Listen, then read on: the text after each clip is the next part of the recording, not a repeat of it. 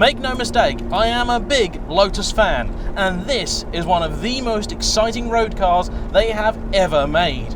Today in my series on affordable dream cars, we're taking a look at the Lotus Exige Cup 430.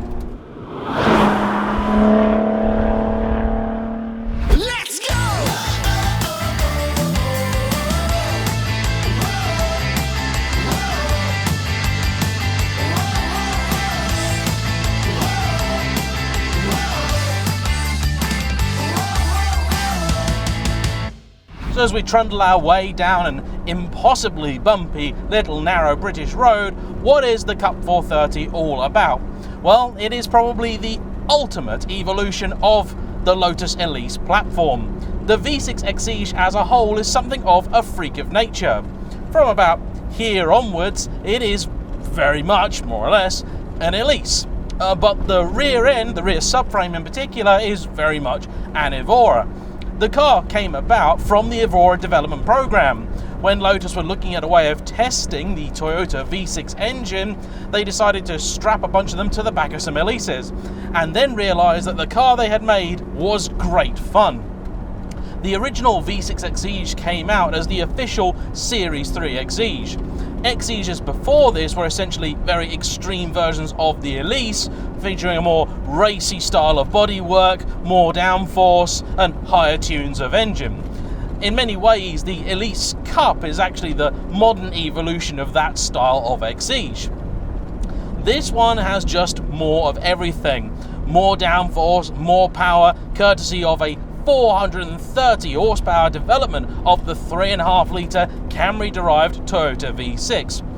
But make no mistake whatsoever, although that engine may come from very humble stock, Toyota do rather know how to screw something together, and Lotus certainly know how to make it go round a corner. And although in my mind this is not a fully fledged supercar, if you were to look purely at the numbers, it's pretty up there. And that's really why this car is in this series, because if you want to buy a supercar, the thing which puts a lot of people off isn't often the purchase price.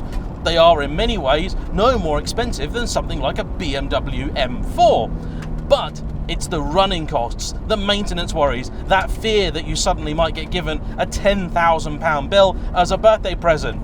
And that's ultimately what tends to keep people away from them. The Lotus, though, could be the best of both worlds.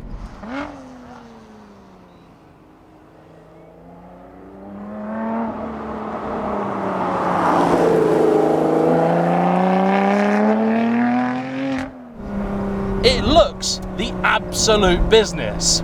And then there's the small matter of this.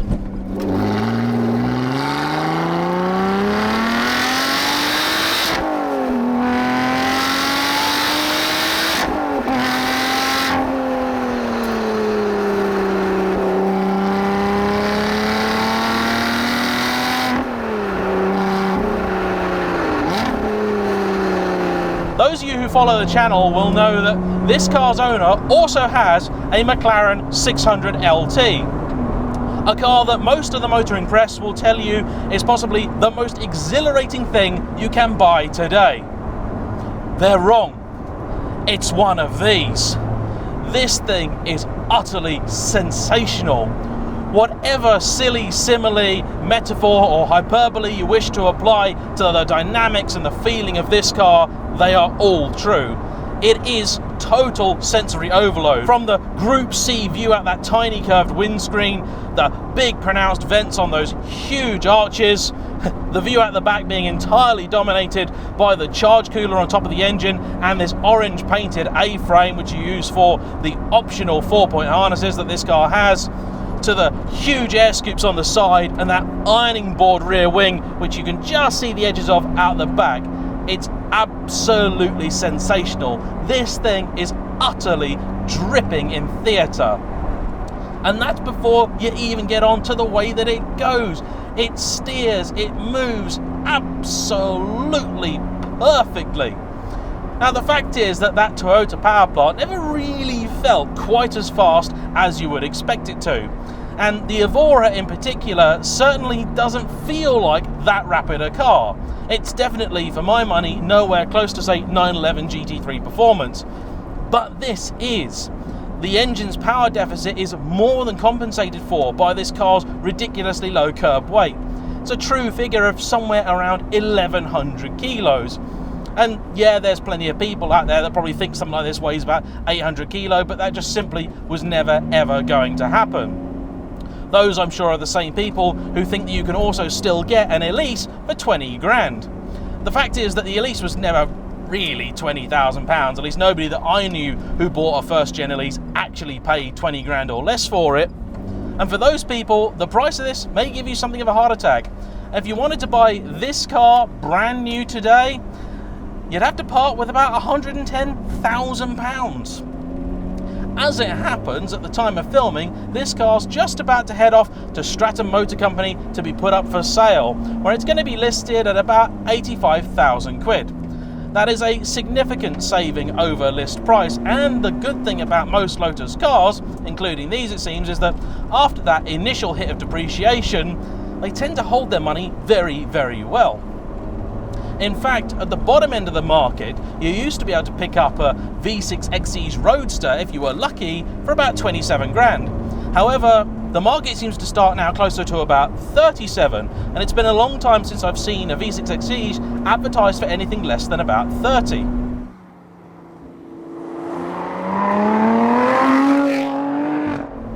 Is this a compromised car? Yes, of course it is. There is a lot wrong with it. This morning it decided it only wanted to go into reverse if you put it in third first. I'm sure Stratton will tend to that.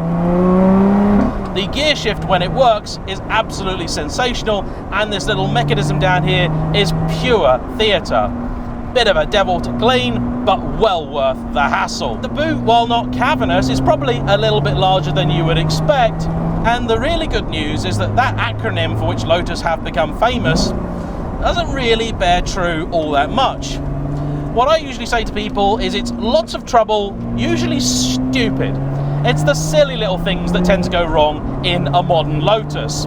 Little bits of trim might come loose, you might find that a door suddenly doesn't want to open, stuff like that. And for this price, the silly 25-year-old Vauxhall indicator stalks are even less forgivable than ever. There is zero movement in the steering column and not a lot in the seat either.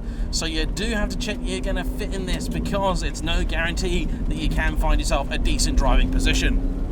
But the car is very, very unlikely to actually strand you anywhere, and that's really the big ticket thing for a lot of people. I wouldn't ever worry about a Lotus not getting me to my destination, even one of these. And in fact, the joy of something like this is that anyone who's used to working on an Elise can work on it. Servicing and running costs are very, very reasonable. It's actually surprisingly good on fuel, returning over 30 to the gallon when it wants to. Because it's quite lightweight, even if you're on a track day, it doesn't have that much of an appetite for brakes and tyres. The brakes are a little bit more expensive than you would usually pay for something like a 911, but I think it goes through them slow enough to sort of offset that added cost.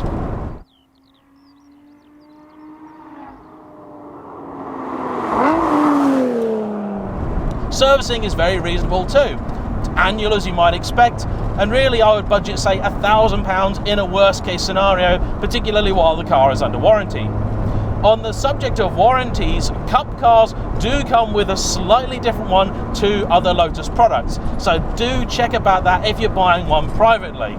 If it's coming from a dealer like Stratton Motor Company, I know of course they will sort you out, and there are plenty of other third-party alternatives for that as well. But the truth is, this car really doesn't have the capacity to throw a big bill at you in the way that a supercar will. It just doesn't happen. And most of the Lotus independent and specialist network has been built up around keeping these cars going at a reasonable budget. They're also the sort of car that people do love to use. So they're not the sort of thing that you're going to look for and find adverts saying never been tracked. And to be fair, if you do see an advert for a Lotus that says never been on track, that's probably a lie, because most of them do go around the test track at Hethel before they're even delivered.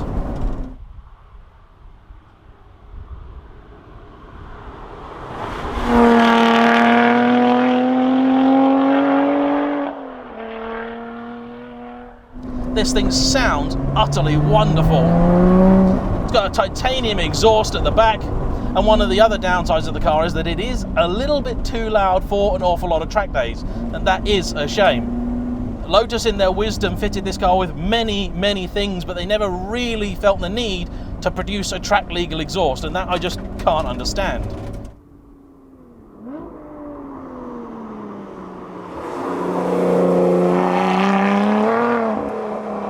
I know for a lot of people that £85,000 asking price might seem like simply too much for what is ultimately a toy. However, there's a couple of ways in which I think that actually seems like almost good value. First off, £85,000 is pretty much the sum total of the options on the last press car that I had from Ferrari. And so for the price of those options, you get a whole car. And this thing's not shy of carbon either. You've got that carbon front, you've got the carbon cover there is no storage at the front on these, same as an Evora, big old carbon wing, the amazing carbon rear hatch, which is just pure artistry, carbon sides, you've got these carbon seats that are paper thin, and in the Exige actually far more comfortable than they were in an Evora Sport. Although this is a wonderful, fantastic, brilliant car, so is pretty much every other Exige V6 that I've ever driven. And if you buy one of these for £37,000, sure, it's not going to be quite as fast as this, but it's going to give you pretty much the same feeling. Anything from the 350 onwards is going to get this same sexy gear change, a lot of the same design cues, and in some ways I find the earlier, less powerful cars to be the more pretty. This is just angry.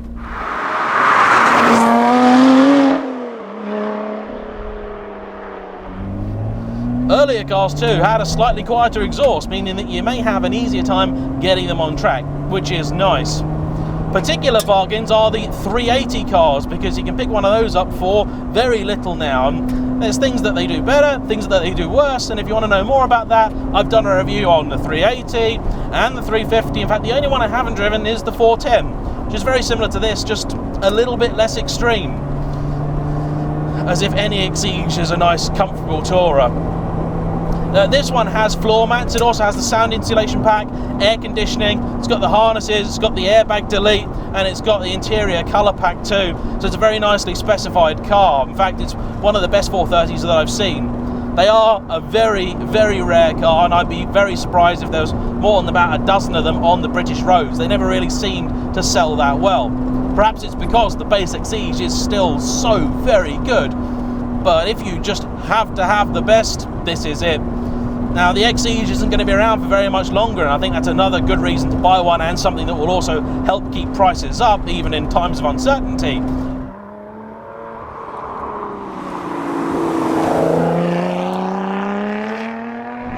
While there might be some other special edition run-out version of this car, I think it's very unlikely that it'll have any more power than this.